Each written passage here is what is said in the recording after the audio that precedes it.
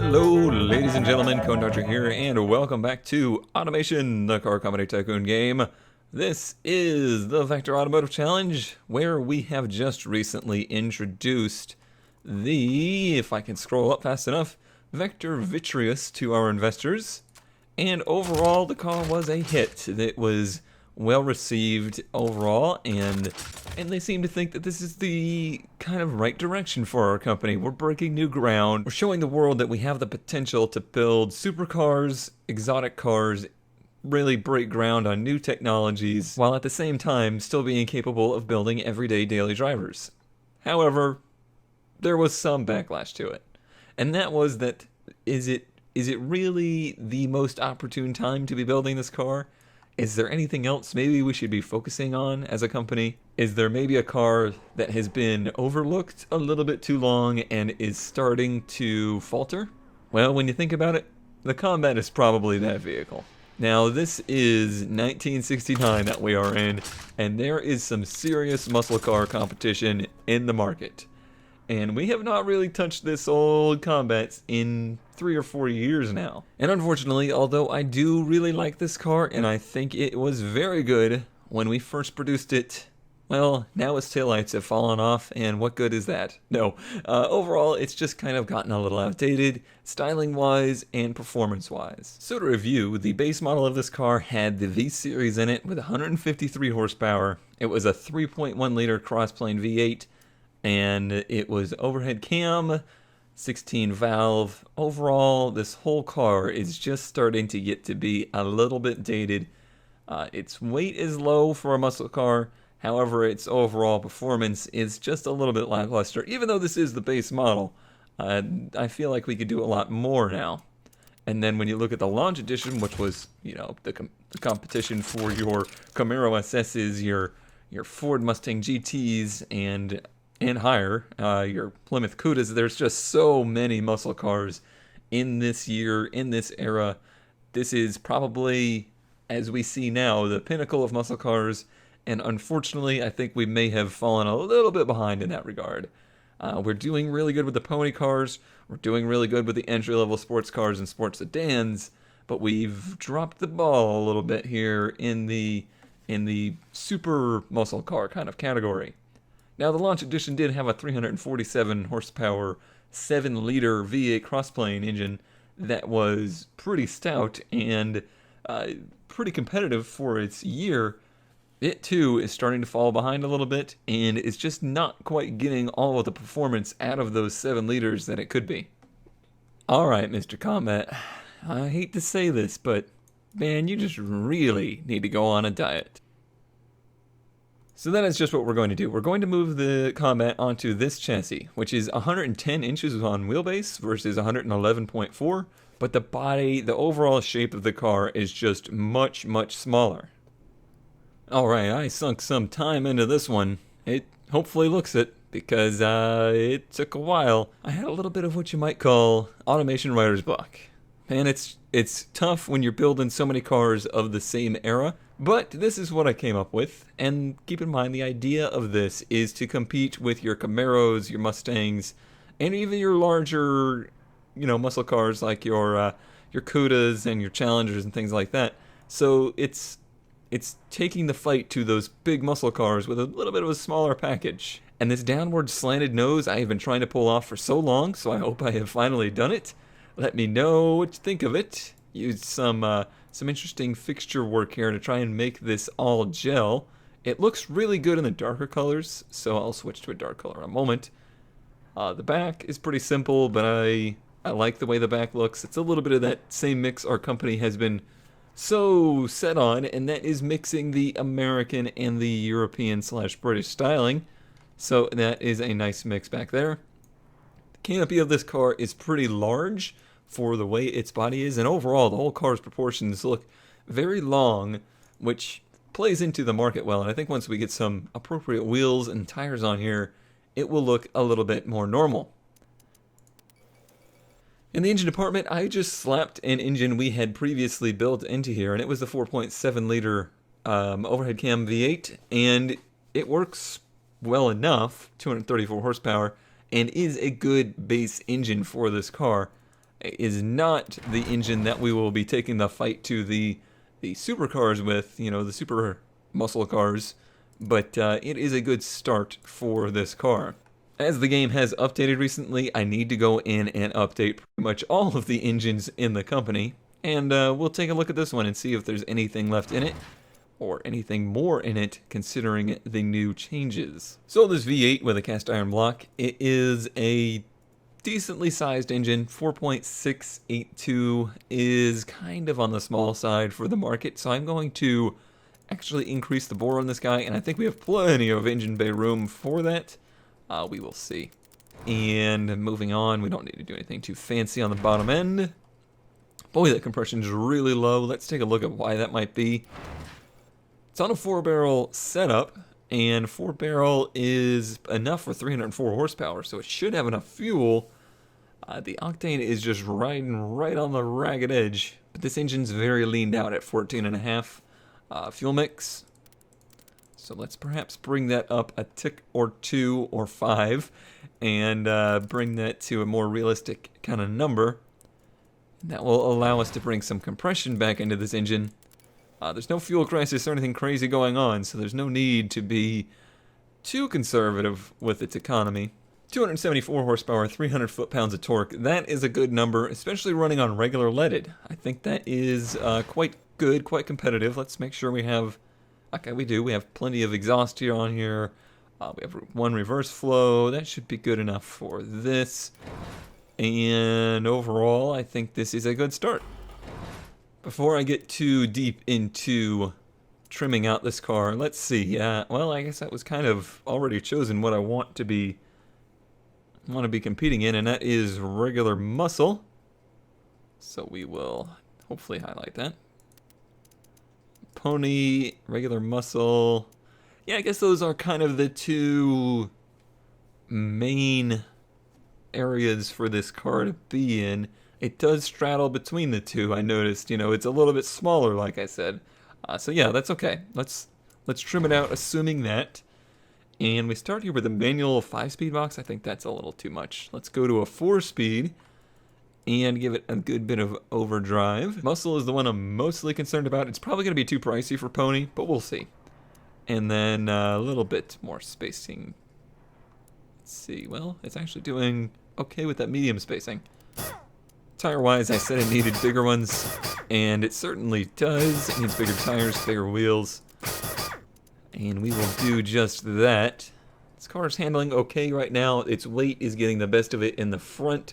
It is a very nose-heavy car, I would assume, so it seems to have a lot of understeer in it. So we don't really need much in the way of stagger in the tires, if any. So we will not be running any of that just yet. Let's take a look at it, though. I'm feeling...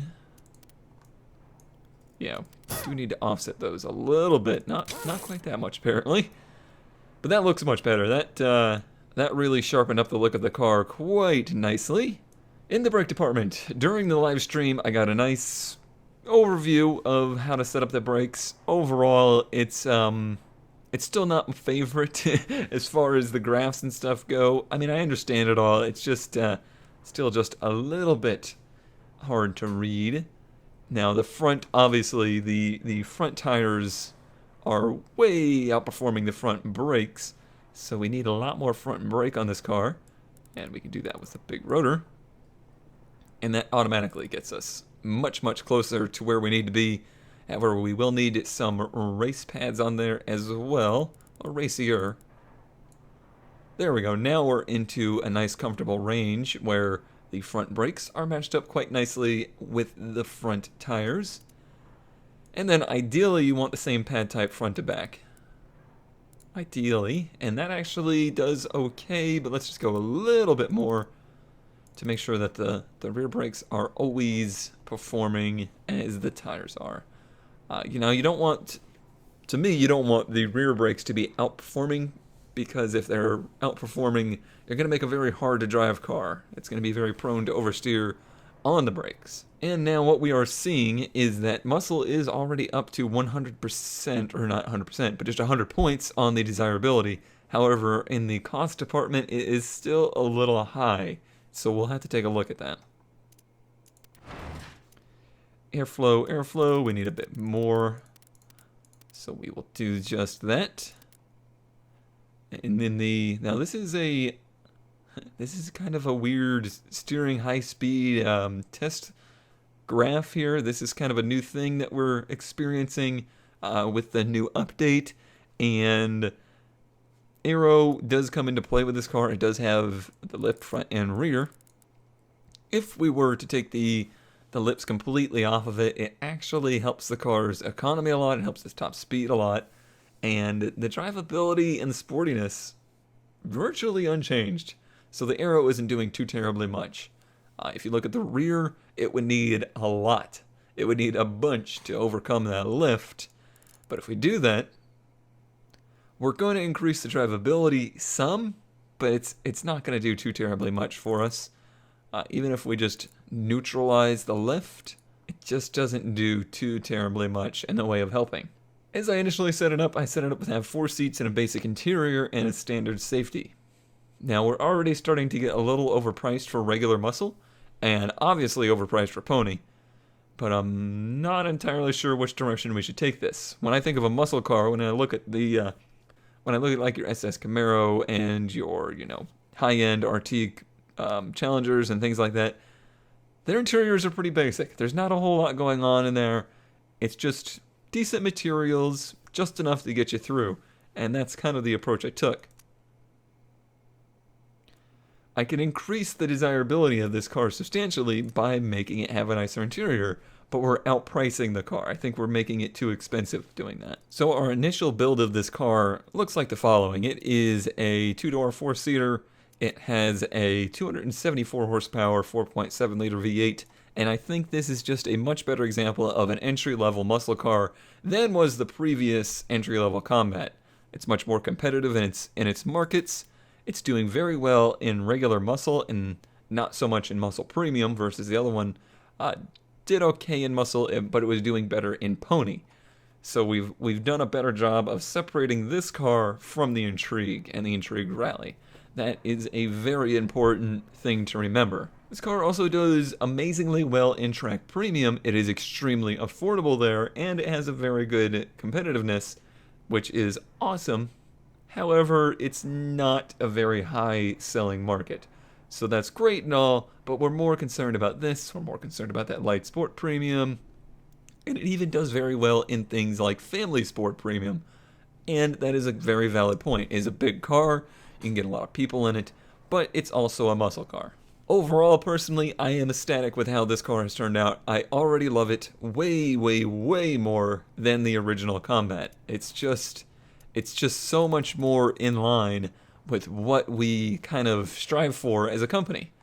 Now, I think I would be a fool to just end it there and say that is good enough, because like I said, the other manufacturers are making these very, very impressive, very high horsepower, drag racing ready super muscle cars, as I've kind of coined them, and I don't want to miss out on that market. I don't want people to just overlook our company as a serious competitor in that field. And to be honest, we're a little bit late. That's a problem. So we have to make a pretty big splash.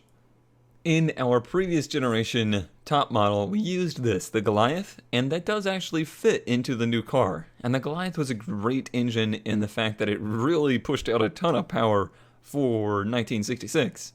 But now it's time to give it an update, both for the game, if I may break the fourth wall there, and just because as technology has advanced, hopefully we can get a lot more out of this thing than we did originally. So just in updating this engine from 1966 to 1969, and then tuning it back off of the compression to get it to run right, 465 foot-pounds of torque, 451 horsepower at 4,900 and 4,200 RPM respectively. Holy crap, that is a lot of power. I question if we're going to be able to put anything near that amount of power down to the ground, but we will see. Is there any other tuning necessary on this thing? I don't think so. It is not a cheap engine to make, I will say that much. It is a $1,600 40 production unit, big solid beast to make. One thing I am curious about is switching it to aluminum blocked. How much weight that would save us? Oh, well, we have to. I mean, if the weight's going to come out to be 666 pounds, 0.6, then I think the choice is made for us. We have to choose aluminum. What was it before, though? 755. So it is a pretty significant amount of weight savings there. And not a huge increase in price in comparison to what it already cost. I also went ahead and let it breathe a little bit more, let it go out a little bit higher in the RPM. Let's say somebody bought the regular Combat and just, bought this engine off the shelf and threw it in there. This is what it would do to it. It would increase your sportiness a few points. It would increase your prestige a bunch. Somehow it increases your safety. I don't know. I guess there's enough engine between you and whatever you're about to run into that it makes it safer. Probably, I don't know. Probably the way it handles or something. Definite reduction in fuel mileage and a little bit of reduction in reliability as to be expected. But the total cost doesn't go up that significantly. But of course, we need to adjust this thing to be able to handle it. And our 4-speed box now needs a little bit different gearing. And it would probably need a very short spacing. So a lot of first and second gear to try and get rid of some of the wheel spin. 1.4 miles per gallon. I'm hoping that's not correct. I don't think that's correct, but I'm really hoping that's not correct. One thing was for certain, this car needed a lot more tire under it. I think 235 is the most we're going to be able to fit under that guy, but that is still a huge increase. And then, yeah, we will use, let's go for the bigger spoked wheels. Oh, wow, those are very big tires, huh? Alright, so we're going to have to take off some offset there.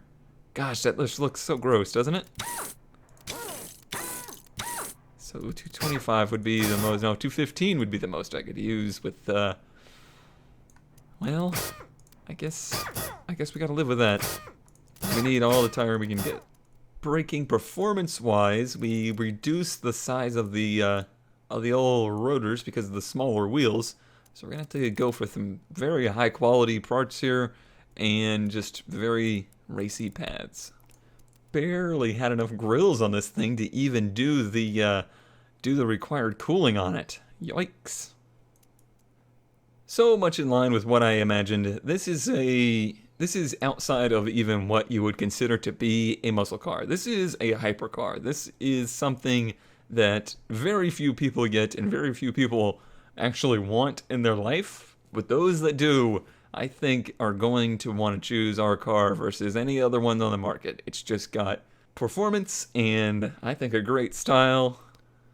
We got it dialed in to about a 5.9 0 to 60. Getting it to hook up is the main issue.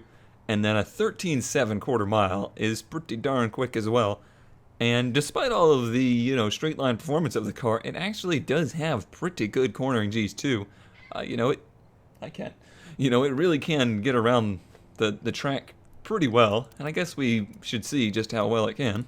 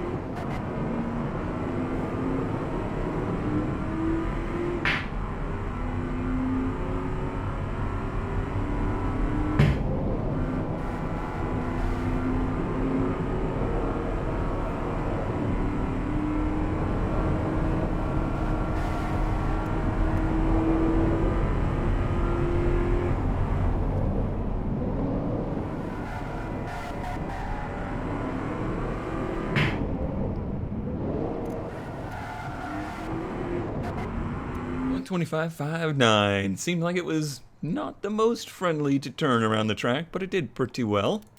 And what do you guys think? Is this the combat we always deserved? Is this what the people wanted? Is it better than the original? Let me know. And I look forward to hearing back from you. And I look forward to seeing you next time in the Vector Automotive Challenge.